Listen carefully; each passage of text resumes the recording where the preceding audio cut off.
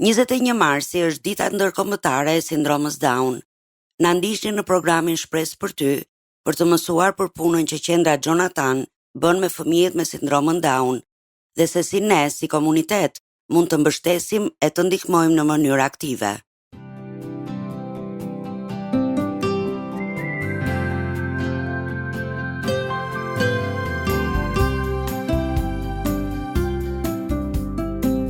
TWR Albania prezanton Shpresë për ty. Përshëndetje mikesha të dashura dhe mirë se vini në programin Shpresë për ty.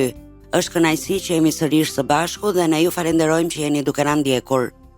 Unë jam Marta dhe sot jam në studio me një mikesh të veçantë, jam me zonjën Ada Kita që është themeluese e qendrës Jonathan. Përshëndetje Ada dhe mirë se erdhe në studion ton. Përshëndetje Arta, faleminderit shumë për ftesën. Është kënaqësi të ulemi bashkë të flasim për këtë ditë veçantë. Ju keni shumë vite që punoni me fëmijët me sindromën Down dhe besoj që kjo është periudha më e ngarkuar, megjithse ju vazhdimisht jeni duke bërë aktivitete. Por do doja që të pyesja në fillim për si ka filluar, si është themeluar qendra Jonathan. Çfarë ju nxiti ju që ta bënit këtë?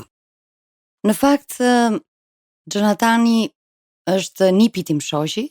Ai është 21 vjeç sot, lindi me sindromën Down në shkurt të 2004-s, edhe për ne erdhi si një lajm shokues në fakt. Mezi po e prisnim, e dinim që ishte djalë, emri Jonathan, që do thotë dhënë nga Zoti, i ishte vënë Jonit që kur kunata ime ishte 7 zën. Edhe në momentin që morëm fletën nga doktori për trizomi 21, as nuk e dinim kush ishte kuptimi i kësaj diagnoze. Edhe në fakt prandaj dhe 21 marsi është 21/3, sepse sindroma Down njihet si trizomia 21, trefishimi i kromozomit 21, që është një incident gjenetik në momentin e ngjizjes së fëmijës. Edhe ky kromozom shtes pastaj sjell dinamika të ndryshme që e bën një individ të ndryshëm nga individët tipik. Dhe kjo ishte gjithë sfidat që po hasnim për të gjetur informacion, për gjetur shërbime.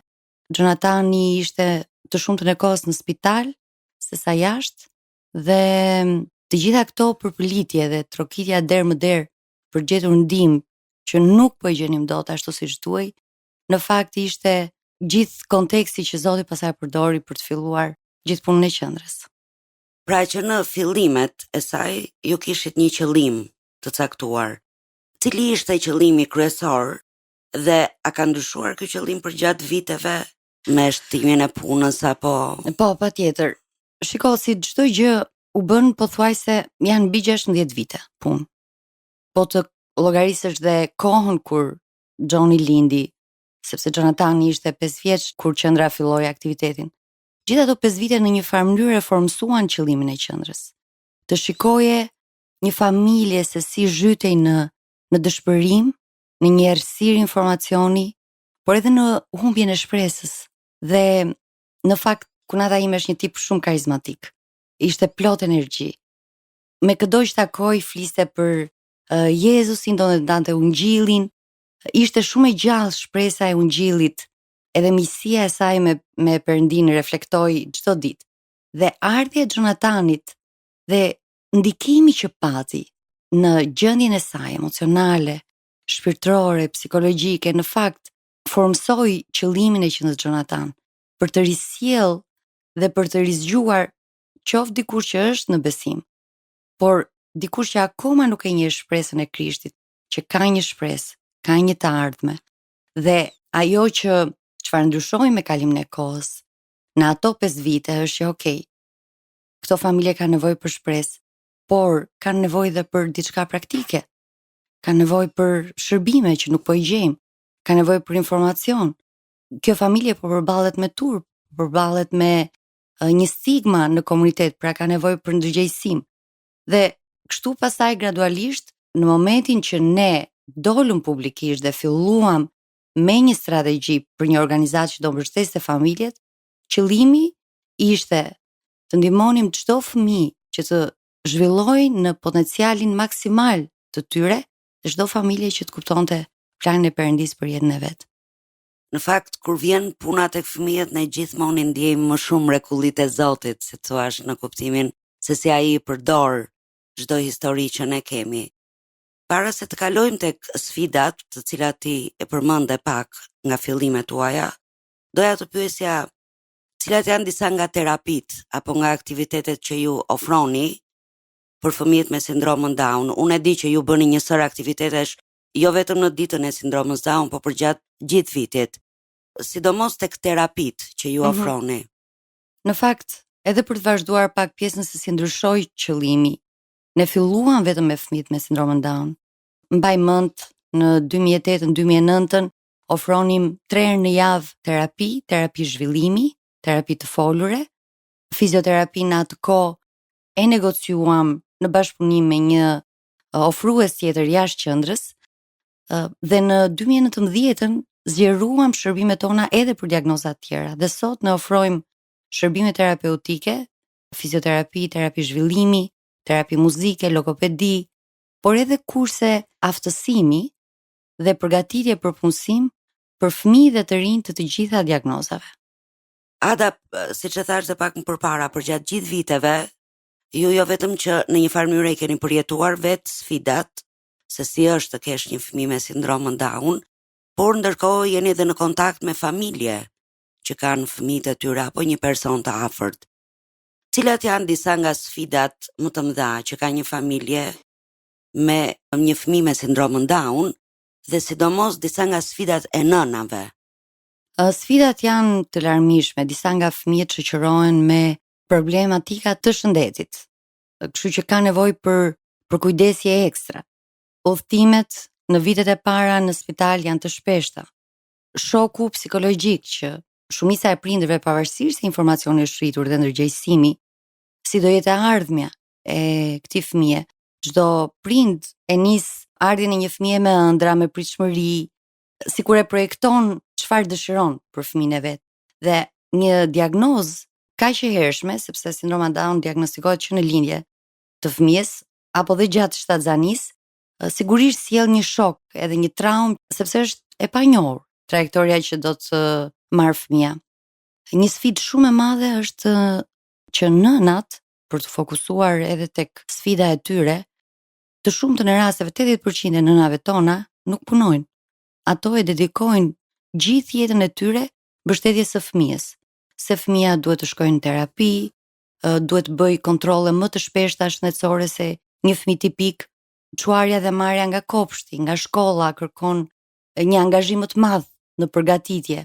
Po dhe kur rriten, shpesh të rinjt ka nevojë për dikë që të shoqërojë dhe ta lehtësoj komunikimin me të tjerët, lëvizjet nëpër qytet, çka e rëndon shumë dhe situatën financiare në familje, sepse mbetet familja përgjithsisht vetëm me një të ardhur, ka një asistencë financiare që është shumë minimale dhe po flasim për një mesatare rreth 10.000 lekë të reja në muaj që merr një individ me nevoja të posaçme, dhe kjo sigurisht nëse aprovohet nga komisioni, kur ne e dim shumë mirë që paga minimale në vend është 40.000 lekë të reja dhe jo pa qëllim është kaq, sepse dihen që këto janë kostot mesatare të një individi. Pra imagjinoni një familje që është me një të ardhur në muaj dhe për këtë fëmijë që kërkon një përkujdesje shtesë, një të ardhur që s'është asaj 1/3 e pagës minimale. Kështu që sjell një impakt financiar, emocional, psikologjik. Sfidat janë të mëdha, shumica e shërbimeve terapive rehabilituese janë të papërballueshme. Ne kemi pasur mundësinë e jashtëzakonshme që të ofrojmë shërbimet për shumë vite falas. Në vitin e fundit kemi kërkuar që dhe prindit kontribuojnë me aq sa ata munden, por gjithmonë mbetet një kontribut shumë minimal. Dhe sigurisht zhvillimi i fëmijës, përfshirja e fëmijës. Sot që ne flasim dhe mësuesit ndihmës së shkollë nuk qëndrojnë më shumë se sa 2 orë, ndërkohë që ne e dimë që një ditë tipike në shkollë nuk është 2 orë dhe fëmia ka nevojë për ndihmë shtesë. Këto janë disa nga sfidat e përditshme të familjeve tona. Në fakt e imagjinoj se sa e vështirë mund të jetë. Realisht prindrit sot ankohen edhe kur kanë fëmijë që nuk kanë probleme shëndetësore, thjesht kanë vajtje në shkollë, kthimin nga shkolla, mësimet, kështu që patjetër që është shumë e vështirë. Por çfarë mund të ofrojë komuniteti për të ndihmuar ose për t'i mbështetur në mënyra konkrete, sepse ne duam që të jemi pranë një personi që ka nevojë për ndihmë, por konkretisht ndonjëherë edhe nuk pyesim çfarë mund të bëjmë konkretisht. Në fakt, në gjithë këto vite, siç e thash, shumica e shërbimeve tona ka qenë falas dhe ka qenë për shkak të popullit shqiptar. Unë jam surprizuar se sa i gatshëm është populli shqiptar për të qenë afër atyre që janë në vështirësi. Kanë qenë bujar, qoftë duke dhuruar, qoftë duke bler kartolina, duke ardhur, duke qenë vullnetar në për aktivitetet tona. Kështu që nëse dikush do të bëhet pjesë e punës son, mund na kontaktoj në Facebook, në Instagram, duke kërkuar qendra Jonathan, por në mënyrë individuale në komunitet ka kaq shumë për të bërë. Ka kaq shumë për të bërë sepse jam e sigurt që nëse keni parë një familje, një të ri me sindromin Down dhe jo vetëm në përgjithësi me një diagnozë të nevojave të posaçme, ka një izolim. Nëse një i ri apo e re po më dëgjon, ose edhe dikush që është pensionist edhe mendon si të mbushë ditën e vet, nëse ka një të rritur, një të ri në pallat, në lagje, mund të ftoj të bëjnë një xhiro bashk, një shëtitje, të pinë një kafe. Kjo jep mundësi prindit të ketë pak frymarrje dhe e nxjerr nga izolimi dhe vetmia një individ që kalon të shumtën e kohës me familjen e vet. Nëse dikush është sipërmarrës, punonjësit me sindromin Down janë fantastik. Ndryshojnë gjithë atmosferën e vendit punës, edhe motivimin e kolegëve. Ne kemi pasur raste që kemi punësuar. Kështu që nxitja ime është krijojnë një mundësi qoftë edhe në kafenen e lagjes.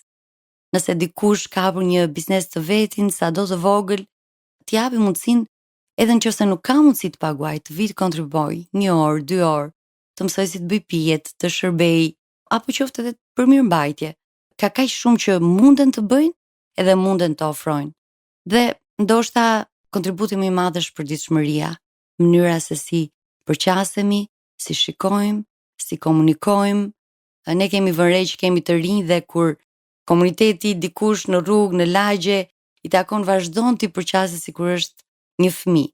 Ndërkohë që ata janë të rritur, kanë ëndra, kanë dëshira, duan shoqëri dhe mund të ndërveprosh me ta si me një bashkëmoshatarin tënd. Kjo përfshirja e përditshme të bërit një të ri, një individ apo dhe një fëmijë që do të luajë në lagje me shokët e vet, pjesë integrale të shoqërisë dhe jetës sociale. Këto janë disa nga mënyrat që më vinë në mend tani. Para se të kaloja tek pyetja tjetër, do doja që të drejtohesha dëgjuesve, siç e the edhe ti pak më përpara, që nëse duan të ndihmojnë të përfshihen në mënyrë vullnetare apo të ndihmojnë në çdo mënyrë që munden, mund të drejtohen në faqet tuaja në Facebook dhe Instagram, Qendra Jonathan, ose mund të na shkruani në adresën e programit ton, të cilat ne i japim disa adresa në fund të programit. Ata doja të pyesja nga ana frymërore, sepse shumë njerëz që nuk e njohin Zotin e mendojnë sikur ky është një lloj ndëshkimi apo çfarë kam bërë unë që Perëndia më dha një fëmijë me këtë sindrom apo me çdo lloj problemi tjetër që mund të kenë. Doja që të lidhnim pak anën frymërore, si i sheh Perëndia këta persona, edhe si mund t'i inkurajojmë nga ana frymërore, shpirtërore këta persona. Ndoshta shembulli më i parë që më vjen në mendje është Mojsiu. Kur Mojsiu u thirr për të nxjerrë popullin e Izraelit nga Egjipti, ai i tha Zotit që unë jam i ngadalë në të folur.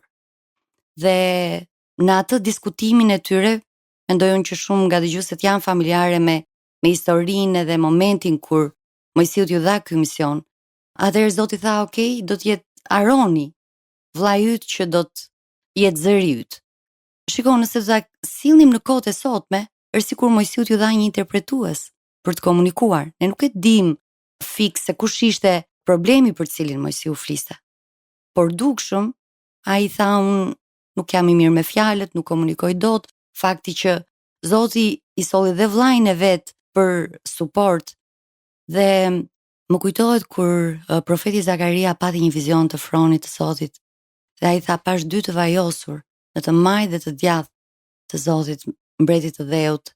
Dhe pastaj ne shohim një moment shumë të rëndësishëm në jetën e Jezusit që ishte transfigurimi kur ai takoi Mojsiun dhe Elia, që unë mendoj që këta dy ishin të vajosurit në të majtet të djathtë të Zotit dhe unë mendoj që kështu duhet jetë kisha e Zotit. Nga një prej tyre kishte një nevojë të posaçme. Kaq e rëndësishme është për zemrën e Zotit. Po dhe në kaq vite ne kemi parë se çfarë dëmshurie dhe dashurie Zoti ka për ato që në fakt përjashtohen, gjykohen. Nuk di të them cila është arsyeja që një fëmijë me nevoja të posaçme vjen në jetë, por unë di me siguri që gjithsesi prej nesh është sipas imazhit të Perëndis. Është në zemrën e Perëndis. Edhe ai ka një plan, edhe ka një të ardhme për gjithsecilin prej tyre. Shërbesa e Jezusit ishte më së shumti duke shëruar personat me nevoja të posaçme. Dhe ne shikojmë ku ishte zemra e tij. Tek Luka 14, kur Jezusi tregon se si është mbretëria e qejve, ai flet për një dasëm ku shtëpia ishte plot, duke marrë këdo edhe duke ftuar në dasëm. Edhe aty përshkruen persona me nevoja të posaçme. Kështu që unë besoj që ka një vend shumë të veçantë, shumë të dashur në zemrën e Perëndis, edhe ne vetëm mund të bashkohemi kësaj zemre dhe planit të tij që çdo individ me nevoja të posaçme, familjet e tyre, të shohin se sa afër Zoti, që ai ka një plan dhe ka një të ardhme dhe do shtëpinë e tij plot. Kështu që zgjidhja ime është shkoni afër, tregoni për dashurinë e Krishtit, ftojini në përkisha, përfshini në kishat tuaja, sepse un kam parë që kjo është një gjë në zemrën e Perëndis. Në fakt do doja që kjo të ishte edhe një lloj thirrjeje, le të themi, apo nxitjeje për kishën shqiptare, qoftë për bashkëpunim apo për partneritet, apo se si mund të ndihmoj dhe të bashkëpunoj me qendrën tuaj për të ndihmuar sa më shumë njerëz. Në fund të fundit, ky është qëllimi ynë, të jemi duart dhe këmbët e Perëndis këtu në tokë. Do doja në këtë pjesë të fundit të programit një inkurajim, çfarë të lind tani në zemër, për të inkurajuar të gjitha nënat që kanë një fëmijë me nevoja të posaçme, edhe komunitetin në përgjithësi. Unë di një gjë me siguri, Zoti është afër dhe në mënyrë të veçantë afër atyre që kanë zemrën e thyer. Edhe unë e di që shumë nëna kalojnë net pa gjumë, me frikë, me dyshime, me dhimbje në zemër, si do jetë ardhmja e fëmisë tyre. Dhe ne kemi parë histori të jashtëzakonshme suksesin qendër, si fëmijët kanë filluar të hedhin hapat e parë, të flasin. Inkurajimi është ne jemi këtu që ato të mos esin vetëm në udhëtimin e tyre. Zoti është afër tyre dhe ka një plan. Kush më kërkon më gjen, premtoi ai në shkrim. Kështu që bani shpresën fort, esni me Zotin. Nëse dikush na dëgjon dhe akoma nuk e njeh Zotin, kjo është një kohë fantastike për ta kërkuar e për ta ftuar atë në udhëtimin e tyre. E do të jetë një udhëtim fantastik. Kjo është zgjidhja ime. Nuk kam pse të jenë vetëm, nuk kam pse të izolohen. Sot ne kemi burime, informacione dhe shërbime që mund t'i fuqizojmë. Edhe do të jetë një rrugtim që do shikojnë dorën, fuqinë e Zotit e do kënaqen me arritjet e fëmisë tyre. Ata të falenderoj shumë që ishe me ne në studio. Ishte shumë kënaqësi dhe ndërkohë besoj që edhe dëgjuesit kanë marrë më shumë informacion, jo vetëm për qendrën, jo vetëm për se si është të kesh një fëmijë me nevoja të posaçme, por edhe se si mund të ndihmojmë. Gjithsesi ne kemi mbritur në fund të programit tonë edhe për ditën e sotme, po unë doja t'ju inkurajoja që edhe nëse keni pyetje apo doni të kontribuoni në lidhje me punën që qendra Jonathan bën me fëmijët me sindromën Down, por mendoj edhe me fëmijë të tjerë me nevoja të posaçme, mund të kontaktoni në faqet e tyre në Facebook dhe Instagram, qendra Jonathan. Gjithashtu mund të na shkruani edhe në adresë të programit ton përmes një letre në TWR Albania, kutja postare 130 Tiranë. Mund të na dërgoni një email në twralbania@gmail.com ose të na shkruani në faqet tona në Facebook dhe Instagram.